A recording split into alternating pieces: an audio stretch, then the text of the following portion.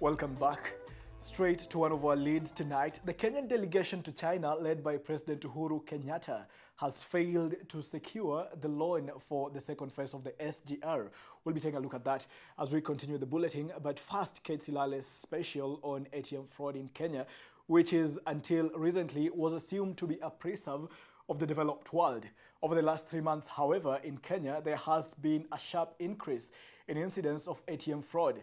It is suspected that a syndicate is operating in and around Nairobi, skimming card details from unsuspecting Kenyans using ATM machines. And as Kate Silale now details, Kenyans are worried and many are skeptical about the safety of their money at the bankers' hands.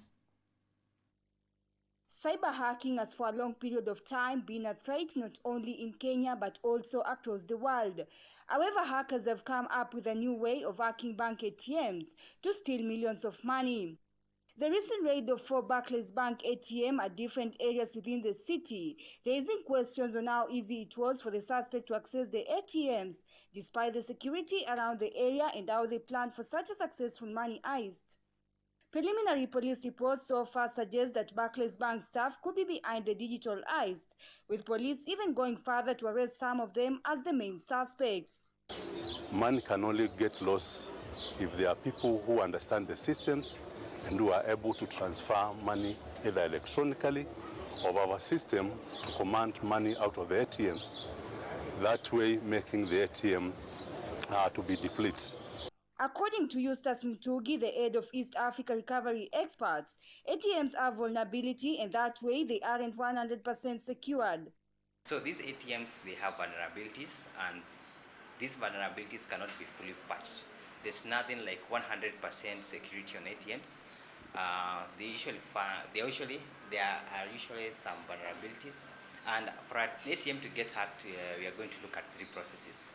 For ATM to be hacked, Mtugi says there are 3 processes that are involved. Cases we have people smearing the ATM cameras with petroleum jellies, people disabling CCTVs around the ATMs. That's the increase in this the vulnerabilities of these ATMs. Following industry sources, out of 47 banks, fewer than 10 have their core banking system relatively safe. But how can they safeguard these systems? It's a high time now banks think of cyber insurance. So cyber assurance is whereby a company may come to a bank or to a client bank so that you can be able to provide the collective guidelines so that they can be able to insure the ATMs. The situation is so far eliciting mixed reactions among bank users. The banks have been already hacked and a lot of things have happened. I think it's cool when us as the citizens give the banks the trust since they already know what can happen to the bank. So probably they'll secure the system and maybe put in cameras and it will be okay. Security sana sana iangaliwe pande ya ndani ya bank kwa sababu huko labda ndio kuna mambo kama hayo, ili kwa sababu pesa ni vizuri ziwekwe ndani ya bank kwa sababu hakuna pali pengine tunaweza weka bank. Mimi naona tuko sawa kuweka pesa kwa bank.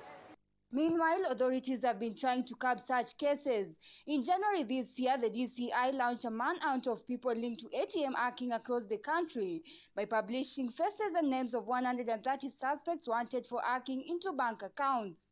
At the time, Kenya Financial Transaction Fraud study by technology specialist Myrad Connect linked the increase in financial fraud to the rapid adoption of technology in the country's financial markets.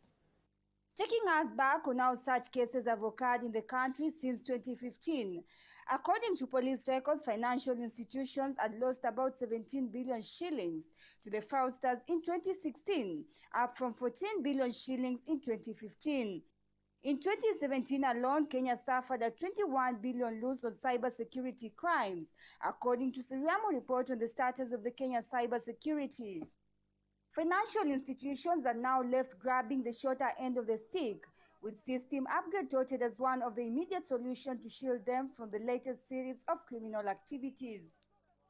With the recent Barclays raid within the city, now experts say to execute such a successful plan, it takes a period of 6 months to 3 years. But for now, focus shift to financial institutions on how they will use technology to safeguard their banks.